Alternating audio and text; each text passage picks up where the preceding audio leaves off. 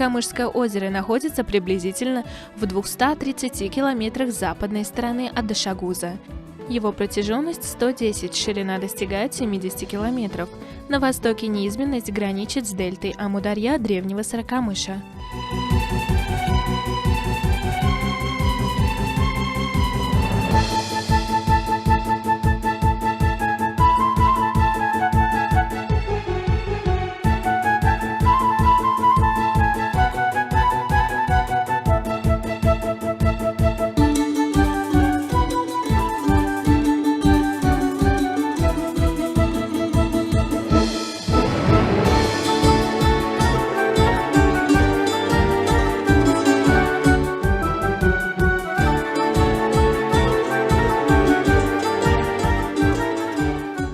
Граница Сарыкамышской низменности четко видна на обрывистых скалах Устюрта высотой 60-80 метров.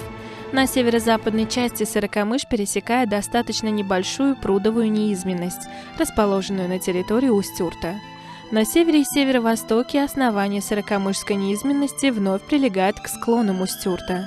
Восточную часть низменности образует древняя Сарыкамышская дельта Амударьи. Это плоская низина, поверхность которой делает небольшой уклон на северную и западную часть. На поверхности этой равнины расположены возвышенности Ботендак, Таримгая, Зенибаба, Гаплангыр. На юго-востоке на высоте 150 метров от основания Сарыкамышской низменности расположена возвышенность Эшек-Аннарангыр.